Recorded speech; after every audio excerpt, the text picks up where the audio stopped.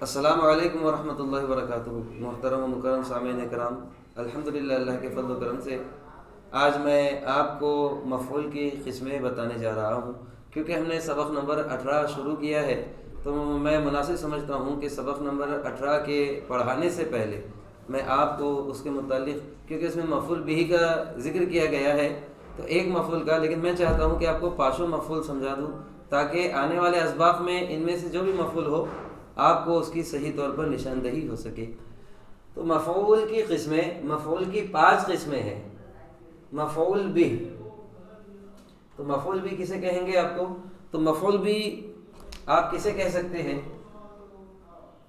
تو مفعول بھی کے لیے آتا ہے کہ وہ اس میں مفعول ہے جس میں فاعل کا اثر مفعول پر براہ راست ہوتا ہے، اس میں کوئی رکاوٹ نہیں ہوتی، ڈائریکٹ فاعل مفعول پر اثر کرتا ہے۔ جیسے ضرب الاستاذ التلمیذ، ضرب الاستاذ تلمیذہ، کہ مارا استاد نے شاگرد کو۔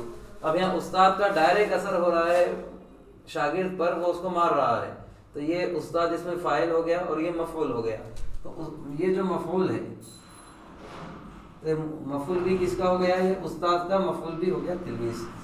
اب دوسرا دیکھیے کہ مفعول لہو، لہو جہاں پر بھی آئے گا تو اس میں آپ نے سمجھ جانا ہے کہ مفعول پہ جو کام ہو رہا ہے اس کی کوئی نہ کوئی وجہ ضرور اس میں پائی جائے گی۔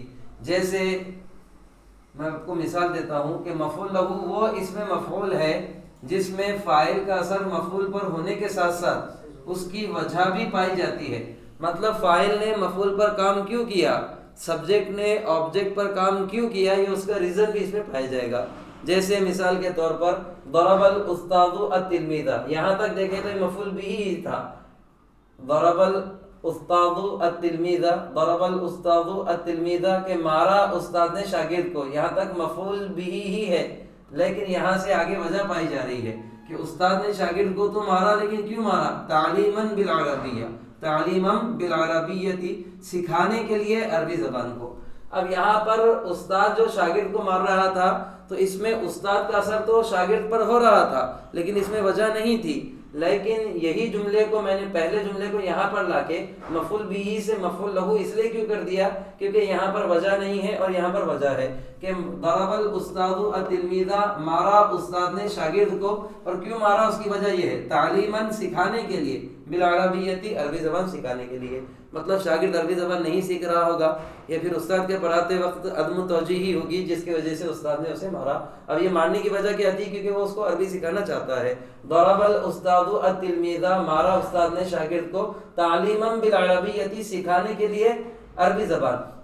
تو مفعول لہو اس میں کیا رہے گی؟ وجہ رہے گی، اور اس میں دیکھیے یہ وجہ یہاں پر آ گئی۔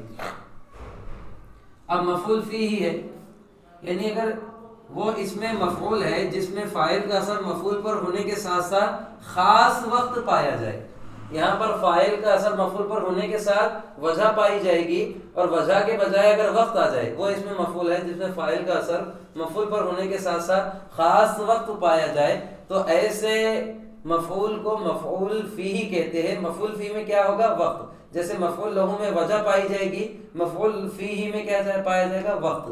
مثال کے طور پر پہلی ہی مثال لیں گے، ضرب الاستاذ التلمیذ، مارا استاد نے شاگرد کو، صباحا، یہاں پر وقت آ گیا، کب مارا؟ صبح کے وقت میں۔ اگر عشاء کر دوں گا تو رات کا وقت ہو جائے گا، یا لیلاً کر دوں گا تو رات کا وقت ہو جائے گا۔ تو ہر مفعول مفعول بھی ہی ہوتا ہے، اگر اس میں وجہ پائی جائے تو مفعول لہو بنتا ہے، اور وقت پایا جائے تو مفعول فی ہی بن جاتا ہے۔ چوتھا مفعول ہے مفعول مطلق۔ مطلق، مفعول مطلق کو آپ سمجھ لیجئے، اس میں یا تو گنتی پائی جائے گی، یا تو شدت پائی جائے گی، یا پھر بہت زیادہ کثیر یا بہت زیادہ شدت کا اس میں معنی ہوگا۔ مفعول مطلق وہ اس میں مفعول ہے جس میں شدت یا گنتی پائی جاتی ہے اور اس میں فعل اور اسی فعل کا مصدر لایا جاتا ہے۔ جیسے ضرب الاستاذ التلمیذ ضربا شدیدا، استاد نے مارا شاگرد کو، اور کیسا مارا؟ ضربا شدیدا، بہت زیادہ زور سے۔ تو یہ ضربا جو نکلا ہے یہ ضربن سے نکلا ہے، ضرب یضرب ضربا۔ ٹھیک اسی طریقے سے قطعت التفاح تقطیعا، اب یہ قطع یقطع تقطیعا باب تفعیل سے ہے تو ماضی بھی آ رہا ہے اور اسی ماضی کا مصدر یہاں پر آ رہا ہے۔ قطعت التفاح تقطیعا، میں نے سیب کے ٹکڑے ٹکڑے کر دیے۔ اگر میں قطعت التفاح لکھا تو 2 ٹکڑے ہو جائیں گے، اور قطعت کہ میں نے بہت زیادہ ٹکڑے کیے۔ تو یہاں پر مفعول مطلق کو پہچاننے کا طریقہ کیا ہے کہ فعل اور مصدر، ایک ہی جملے میں فعل اور اسی فعل کا مصدر آتا ہے۔ جیسے ضربہ کا مصدر ضربن آ گیا تو یہاں پر فعل اور مصدر آ رہا ہے، تو اس لیے اس کو مفعول مطلق کہیں گے، اور اس میں شدت یا گنتی کے معنی ہوں گے۔ اور قطعت یہ فعل ہے اور اس کا مصدر تقطیعا ہے، تو قطعت تقطیعا یہ ایک ہی جملے میں آ گئے۔ اگر ایک ہی جملے میں فعل اور مصدر، فعل اور مصدر آ جاتے ہیں، ایک ہی جملے میں فعل اور اسی فعل کا مصدر آ جاتا ہے، تو ایسے مفعول کو مفعول مطلق کہتے ہیں۔ اب 5واں یہ تھوڑا سمجھنے کی ضرورت ہے، یہ تھوڑا آپ کو دھیان دینا ہوگا۔ مفعول معہ وہ اس میں مفعول ہے جس میں فاعل اور مفعول مل کر کسی دوسرے مفعول پر کام کرتے ہیں۔ عزیزان گرامی، میں کتابی معروضی نہج پر آپ کو تعریف رٹانے یا پھر سمجھانے کا قائل نہیں ہوں۔ میں یہ چاہتا ہوں کہ آپ آسان الفاظ میں ان تمام مفعول کو سمجھ سکے، اس لیے میں موٹی زبان میں یعنی سادہ زبان میں آپ کو سمجھا رہا ہوں۔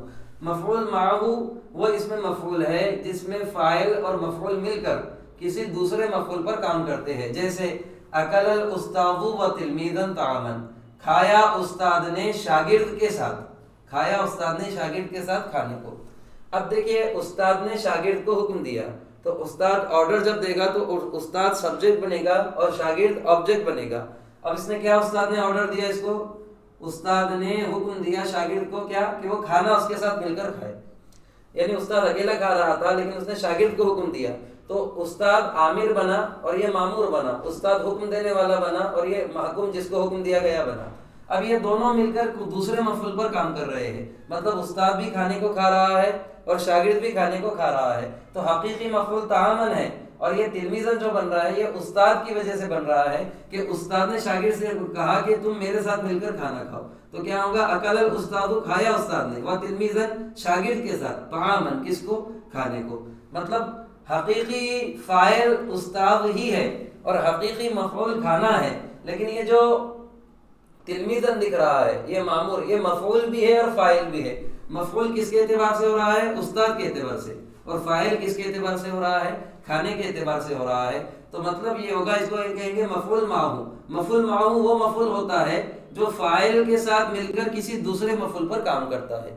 اس کو کیسے سمجھ سکتے ہیں آپ، مفعول معہ وہ مفعول، اس میں مفعول ہے جو فاعل کے ساتھ مل کر کسی دوسرے حقیقی مفعول پر کام کرتا ہے۔ تو مطلب استاد شاگرد پر بھی کام کر رہا ہے اور کھانے پر بھی کام کر رہا ہے، لیکن شاگرد صرف کھانے پر کام کر رہا ہے اور استاد کے اعتبار سے یہ مفعول ہو رہا ہے۔ تو اکل الاستاذ، کھایا استاد نے، و تلمیذاً، شاگرد کے ساتھ مل کر، کس کو، طعامن، کھانے کو۔ تو مفعول معہ اس میں کے ساتھ کا ترجمہ ہوتا ہے، اس میں کیا ہوتا ہے، ساتھ میں کا ترجمہ ہوتا ہے، کے ساتھ یا پھر ساتھ میں کا ترجمہ ہوتا ہے، اس لیے اس کو مفعول معہ کہتے ہیں کہ اکل الاستاذ، کھایا استاد نے، و تلمیذاً، شاگرد کے ساتھ، کس کو، طعامن، کھانے کو۔ استاد نے شاگرد کو حکم دیا گیا تھا تو شاگرد آبجیکٹ بنا تھا، لیکن حقیقی آبجیکٹ کھانا ہے، کیونکہ اس کو شاگرد بھی کھا رہا ہے اور استاد بھی کھا رہا ہے۔ اللہ تعالیٰ سے دعا ہے کہ ہم کو آسانی سے اس کو سمجھنے کی توفیق عطا فرمائے۔ السلام علیکم ورحمۃ اللہ وبرکاتہ۔